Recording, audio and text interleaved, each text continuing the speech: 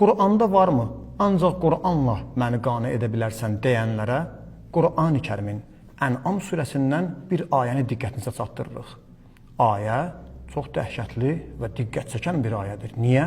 Çünki bu ayəyə əsasən insan çox şeyləri, hətta nəcis, üzr istəyirəm, murdar, bəyənmədiyi, iyrəndiyi, acığı gəldiyi şeyləri belə yeyə bilər.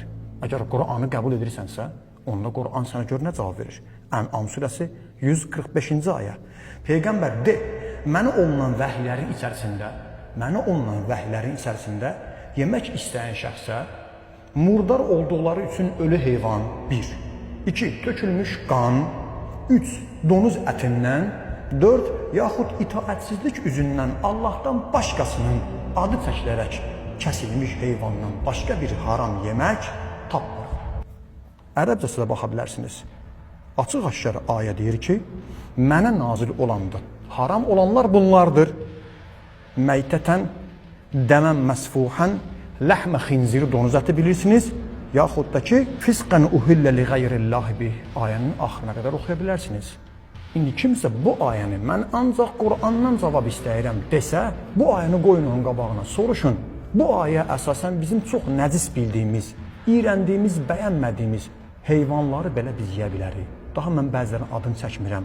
Nə oldu? Əgər Quranla danışırıqsa, Quran deyir, mənə nazil olanda haram yemək üçün bunlardır. Deməli, bunlardan başqa hamısı halaldırmı? Kim bu iddianı eləyə bilər? Bu iddianı edənlərə biz bu ayəni çəkməklə onda deyə bilərik ki, sən gedib siçan ətini deyə bilərsən.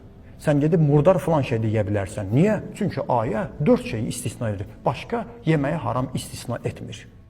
Bismillahirrahmanirrahim. Allahumma salli ala Muhammedin və ali Muhammed və accil faracahum.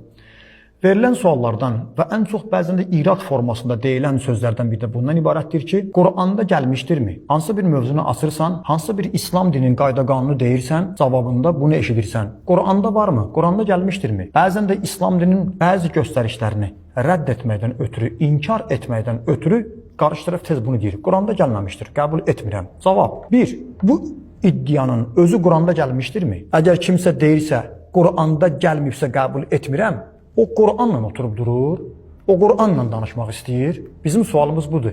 Bu iddianı Qur'anda gəlməyən şeyi qəbul etmirəm, Qur'anda varmı? Ümumiyyətlə, hər o şey ki, Qur'anda gəlməyibsə, qəbul etmirsənsə, bu fikir, bu iddia, bu qanun özü Qur'anda gəlmişdirmi? Danışanda deyirsiniz ki, Qur'anda yoxdur, qəbul etmirəm. Qur'anda yoxdursa, niyə qəbul etmirsən? Bunun özünə Qur'andan dəlilin varmı? Bir daha deyirik. Qur'anda yoxdursa, qəbul etmirəmi Qur'anda tapa bilərsinizmi? Qur'andan dəlil gətirin. Necə bizdən istəmirsiniz? Biz də sizdən tələb edib istəyirik. Bu iddianız ki var, Qur'anda gəlmişdir ya yox. Qur'anda yoxdursa deməli qəbul etmirəm. Bu iddianızı da Qur'ana əsaslanmalıdır. Çünki siz ancaq Qur'anla danışırsınız. Bu iddianı da Qur'anla bizə sübut edin. Qur'anda gəlməmişdir. Məsələn, Qur'anda ayə var. Qur'anda gəlməyən şeyi qəbul etməyin. 2. Amma əksinə, biz sizə Qur'an-ı Kərimdən dəlil gətirə bilərik ki, Qur'an-ı Kərimdə Allah Taala təkcə öz sözünü yox, hətta Peyğəmbərin sözünü belə bizə əmr edir ki, ona əməl etməlisiniz. Bəli, harada? Qur'an-ı Kərimin Həşr surəsi 7-ci ayə. وَمَا آتَاكُمُ الرَّسُولُ فَخُذُوهُ وَمَا نَهَاكُمْ عَنْهُ فَانْتَهُوا. Bizim rəsulumuzun sizə nəyi verirsə, onu götürün və sizə nəyi qadağan edirsə, ondan əl çəkin. Qur'an deyir ki, mənim ayələrimdən əlavə sizə Peyğəmbər deyənlər də lazımdır. Nəyə əmr edirsə, itaat etməlisən. Nədən sizi çəkindirirsə, onun sözünə qulaq asmalısan. 2. Qur'an-ı Kərimdə Nəhl surəsi 43-cü ayə. Allah Teala buyurur, bilmədiklərinizi elm əhlindən soruşun. Qur'an bizə əmr edir. Məndən əlavə, mənim bu ayələrimdən əlavə, siz elm əhlindən də soruşun, maraqlanın. Bəli, həmin o elm əhli Qur'an-ı Kərimə əsasən ən üstün elm əhli kimdir? Ən üstün elm əhli Peyğəmbər və onun pak əhli beytidir. Deməli, biz onların da kəlamlarına baxıb, onların da sözlərinə əməl etməliyik. 3-cü ayə. Qur'an-ı Kərimin Nəhl surəsinin 44-cü ayəsində elə Allah Taala elm əhlindən soruşun ayəsini deyəndən sonra belə buyurur. Qur'anı sənə nazil etmişik ki, litubayyinə linnas. Bunu insanlara bəyan edəsən, izah edəsən.